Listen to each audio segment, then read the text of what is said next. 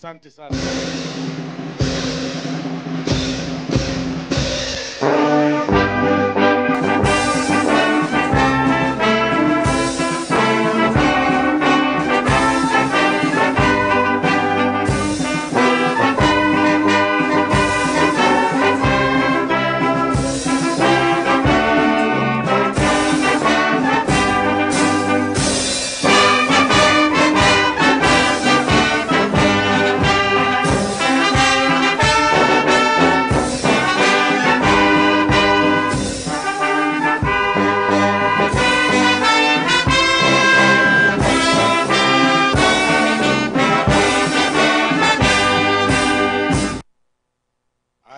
Asante sana.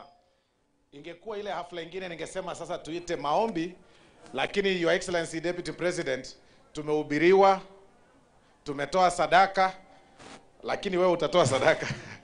Amesema atatoa sadaka, lakini tumehubiriwa, tumetoa sadaka, tumeimbiwa, sasa tumefika kilele cha hii function. Waheshimiwa wote wamezungumza, MCA wote wamezungumza. Tulikuwa tunaongoja mgeni wa heshima na amefika. Kabisa, kwa heshima kubwa nataka tusimame tupigie Mheshimiwa Kindiki makofi kwa kufika tafadhali na kumuonyesha mmemkaribisha. Kanisa. Korege PH gendera mura. Ejidera pesa gendera. Yes. Tunakushukuru sana Your Excellency. Umetoka all the way from Meru. Alikuwa function Meru. Na tukaambia Your Excellency ukikosa ukuja hapa tena. Unajua kwanza huyu Alpha alifanya blackmail kwake, akamwambia tuliona Professor South Mugirango. Mbona hataki ukuja Bomachoge Church? Sasa tunakushukuru sana all the way. Safari ya 2 hours na hii mpaka amefika hapa. Tunasema asante, hatusemi asante. Akina nani wanamkaribisha? Wacha nione kwa ishara ya mikono. Na Your Excellency tumesema mingi hapa. Tumesema mingi. Tumesema sisi tunafanya na kazi na serikali iliyopo. Erebu yabo serebobe. Na ndio maana tunakukaribisha kwa heshima kubwa. Haya. Wale ambao wamesimama kidogo ndio kidogo mnazuia watu wengine, lakini msijali. Sasa pengine Mheshimiwa Alpha huko na 1-2 ya kufanya invitation. Kabla hatujaenda kwa, lakini nataka tu upewe entertainment na Mheshimiwa Alpha na ndugu yake. Hawa ni waibaji.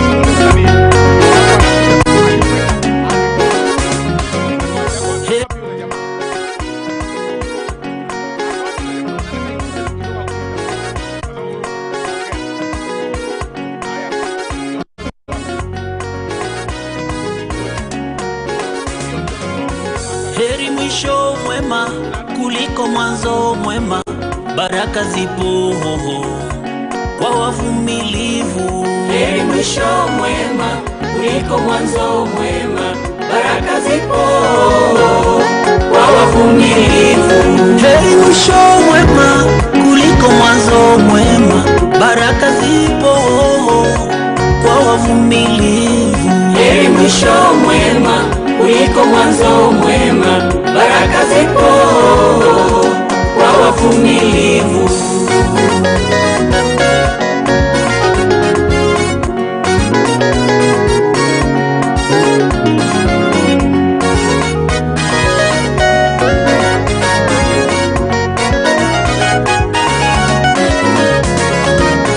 Mwanzo wake Ayubu si kama mwisho wake. Ayubu alikumbwa na shida nyingi, watoto wake Ayubu wote wakauawa, mali yake yote nayo ikaharibiwa. Watumishi wake Ayubu nao wakauawa, ugonjwa mbaya sana ukashuka kwa mwili wake. Marafiki wake wote Ayubu akamcheka, bibi mwenzi naye kageuka akawa sumu, kataka Ayubu afe kwa kumlaani Mungu.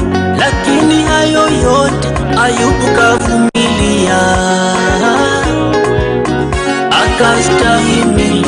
Mwishoni Mungu Mwenyezi akarejesha kila kitu, pia akampa baraka zisizo na kifani. kufanya.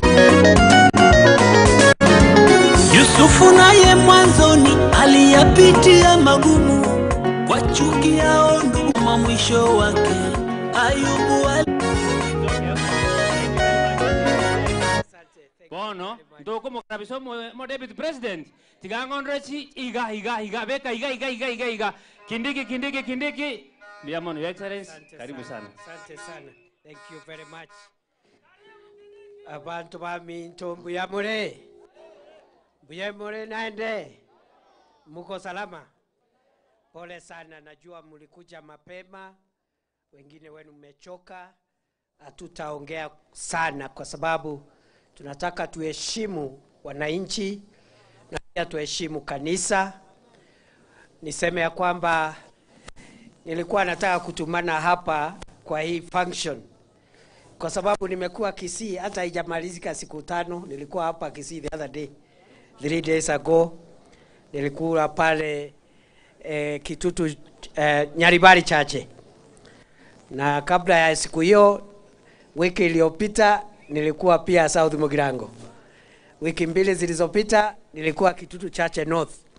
Sasa watu wameanza kulalamika mimi nimekuja Kisii sana. Sijui niwache ama niendelee kukuja. Niendelee kufika hapa. Kwani iko problem? Iko problem. Si wa Kisii na wa Meru ni mtu na ndugu yake. Kweli si kweli? Si ni mtu na ndugu yake. Iko makosa mtu akikuja kwa ndugu yake jameni? Is there a problem? So mimi nimefika hapa na nimefika kwa sababu tungetaka kujiunga na nyinyi, kujenga makanisa yetu, kusimama na kanisa. Sisi kama serikali tunaheshimu kanisa, kwa sababu kanisa ndio sauti ya jamii. Na sisi wale ambao ni viongozi, kabla tukue viongozi, kwanza kabisa sisi ni Wakristo na tungetaka huduma ya kanisa ili tuwe watu wema, ndio tukiondoka duniani hata sisi tupate uzima wa milele. So tuko hapa kwa sababu tunaamini kazi ambayo kanisa inafanya ni kazi nzuri ya kutusaidia sisi zote wananchi, viongozi, tuishi maisha mazuri, tuachane na maovu, tushughulikie taifa letu na tupendane, makabila yote na watu wote tupendane, tuwe kitu kimoja. Na sisi tuko na heshima sana na kanisa. Nimeona juzi kuna watu walikuwa wanataka kutuingiza katika mizozo baina ya serikali na kanisa.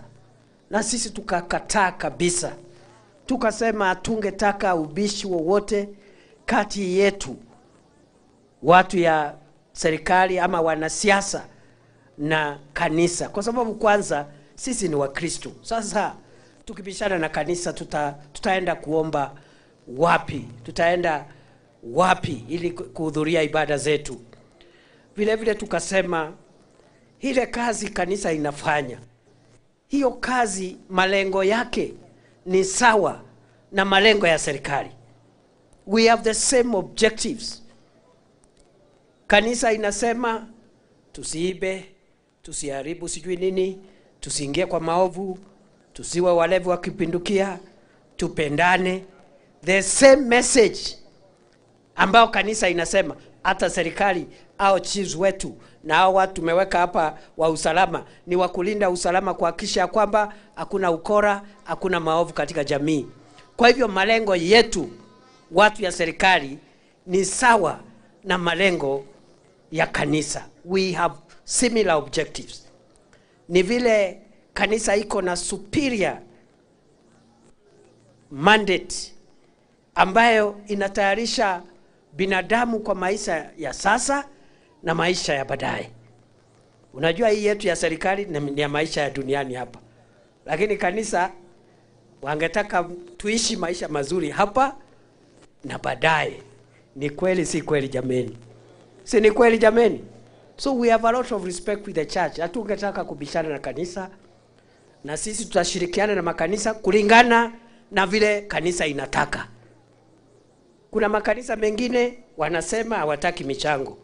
Tutaheshimu hao ambao wamesema hawataki michango. We have no problem. We cannot force ourselves on something they don't want. Lakini makanisa mengine mengi yametuambia hawana issue, kwa sababu sisi ni Wakristo. Tujumuishe na Wakristo wale wengine, tujenge makanisa, because even us as leaders we are just Christians like everybody else. Pia wale wangetaka tuwasaidie, we will also respect their decision, and that's why we are here today. Na mimi nawashukuru sana makanisa yote ambayo yamewakilishwa hapa, na once more I apologize. Nilikuwa mbali sana. Mheshimiwa nilikuwa nimemwambia nitumane, lakini amekataa kabisa. I tried, akakataa kabisa, akaniambia hapana. Nikamwambia nimekuwa Kisii juzi, akaniambia haijalishi. Kwani ukikuja Kisii kila siku iko makosa gani? Huyu Miruka, huyu Alpha, mumpigie makofi, amekazana sana mpaka nikafika hapa. Nikasema chukua mchango yangu, akaniambia I am not touching your contribution. Either you come, leo ni leo, msema kesho ni Mungu. Kama ukuji leo, wewe mambo yako. Lakini ni sawa, kwa sababu ni ndugu yangu, nikatii amri. Mimi ni mtu ya kutii amri. Ndio naona watu wengine hawanielewi. Unajua mimi nimezaliwa katika nyumba ya mchungaji. Na mimi nimeelewa, nimefunzwa kama mtoto nikikua kuheshimu wale wengine. Unaheshimu watu wakubwa, unaheshimu wale mnatoshana nao, unaheshimu hata wale ni wadogo wako. Kwa sababu binadamu wote wanahitaji heshima.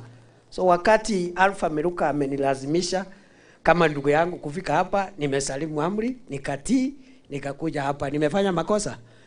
Si huyu Miruka ni kiongozi mzuri, anakazana watu yake wapate huduma. So Mheshimiwa Alpha, you have succeeded. Thank you very much. Na mimi silalamiki, I'm not complaining. Na wananchi pia, they are saying they are welcoming us here many times. Hata tukitaka kurudi next week, we'll pick another constituency, the other week another constituency, as we also serve the rest of Kenya. Kwa sababu deputy president, si ni deputy president wa Kenya mzima jameni. Si lazima aonekane kila sehemu na ashikane na viongozi wa kila sehemu ndio tujenge nchi yetu. Nikisaidia rais, that is my job, to make sure every part of the country government is represented, and we work with the local leaders to make sure that we support one another as brothers and sisters, citizens of one great country called Kenya. Na mimi kwa sababu nimefika hapa, nitatoa pesa yangu, wale wengine walitoa, lakini wacha tu niseme hivi, kwa sababu nimefika hapa, tunangangana kwa mambo ya cost of living, kwa sababu for the last 2 years wakati Rais Ruto alichaguliwa, cost of living ilikuwa imeenda juu sana. Unga ilikuwa 250 shillings kilo 2. Tumeipunguza kiasi, tumengangana nayo kupitia subsidized fertilizer na programs zingine za serikali, imefika about 150, but we are still struggling. We wanted to come down further to 100 shillings or less. Petroli pia, by 2022 petroli ilikuwa 217 shillings a liter. Tumengangana naye, imefika 174. We are still struggling to bring it further down. Every month kumekuwa na reduction ya petroleum for the last 2 years. 2 shillings, 1 shilling. In total, between 2022 September and now, petrol prices have gone down by 43 shillings cumulatively to the current 174, and we are working hard to bring those prices even lower so that the mwananchi tumpunguzie makali ama uchungu wa gharama ya maisha.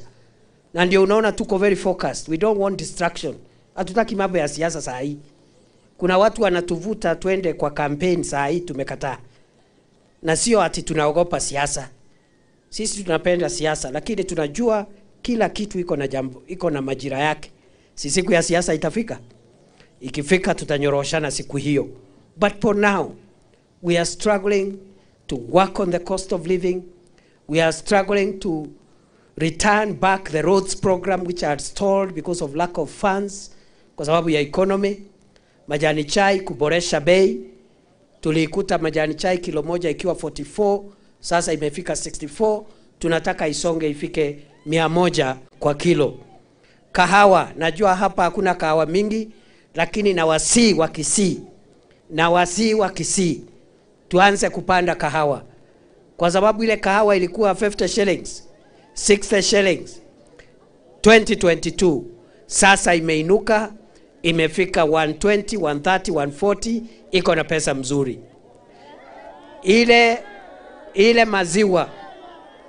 maziwa ambayo tulikuta iko na mashida, tunajaribu kuungangana nayo ili tuongeze bei ya maziwa.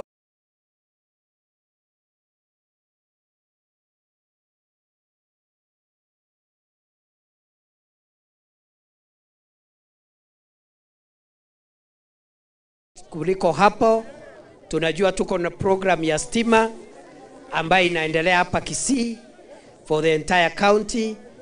The electricity program is about 2 billion shillings. Ilikuwa 1.6, Rais ameongeza by 400 million.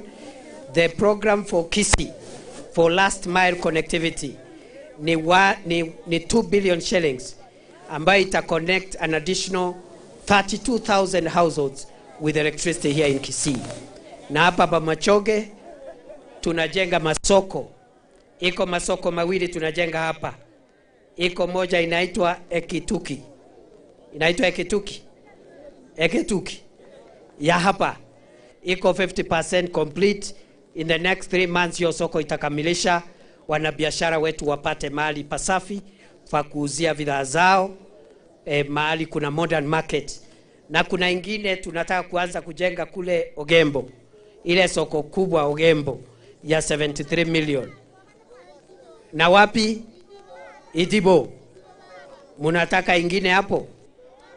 Ile masoko yote mnataka tutajenga. That is our work. Kuna ile tumeanza na ile bado mnataka, ambieni mheshimiwa.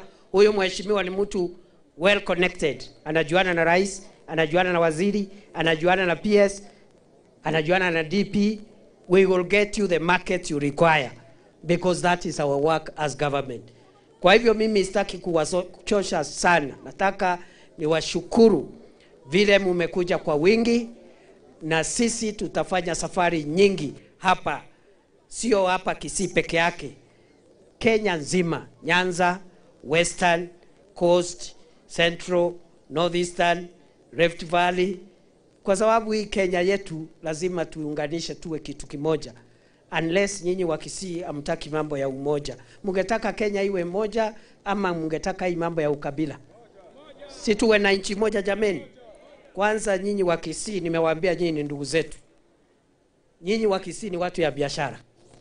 Na hakuna sehemu ya Kenya haina jamii ya Wakisii. Si muko kila mahali. Kwa hivyo mfanyeni urafiki na jamii zote, kwa sababu watu wetu hapa Kisii kwa sababu ya biashara zetu wako kila mahali.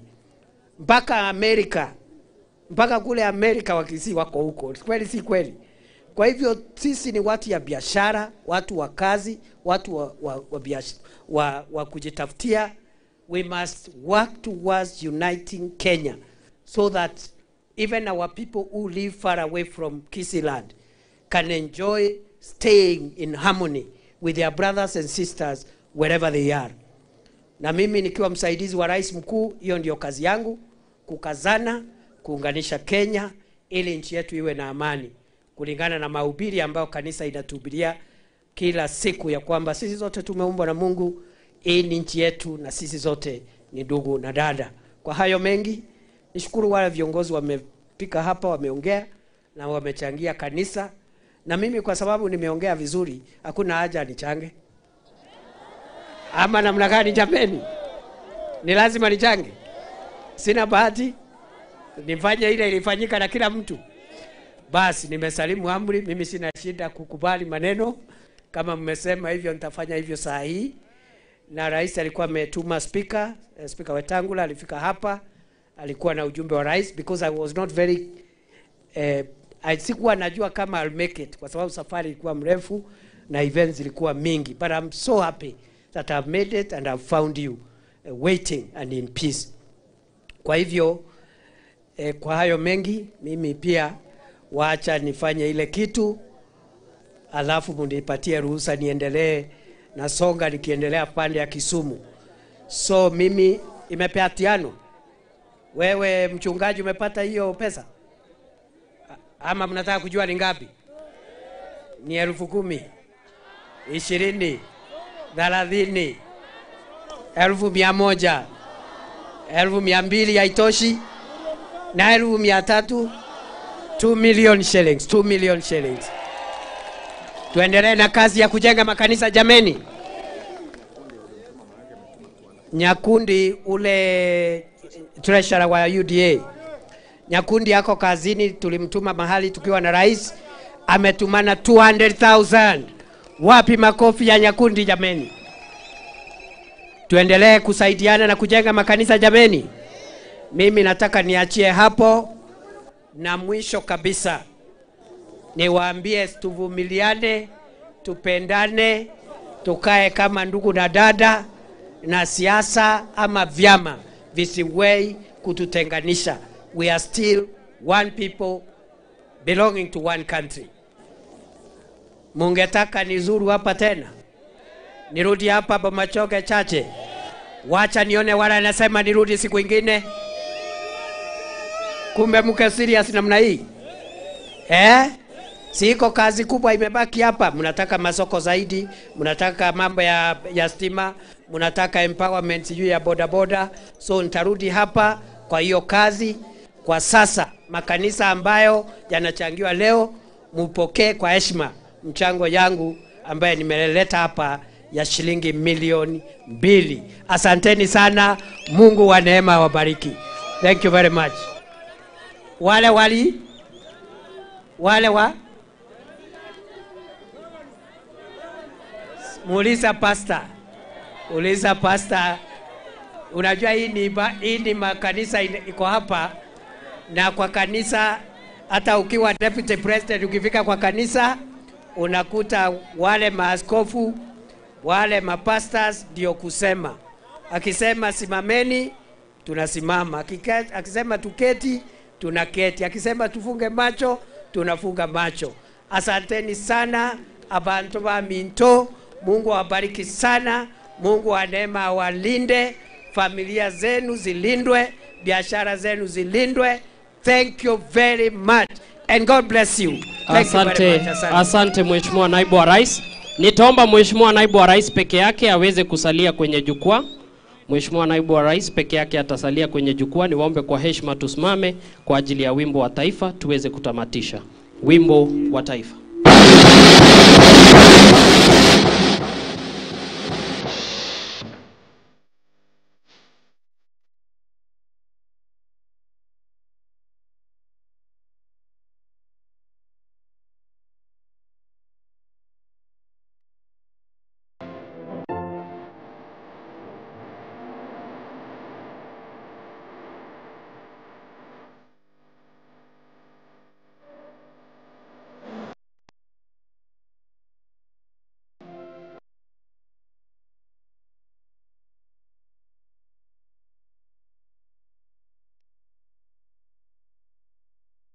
Tulivyo tuweze kumruhusu Mheshimiwa Naibu wa Rais aweze kuondoka. Tumpungie tafadhali tukimwambia asante kwa kuja. Asante sana Your Excellency. Nitaomba tufungue njia hapa jinsi Mheshimiwa Naibu wa Rais alipokuja, na pia tusalie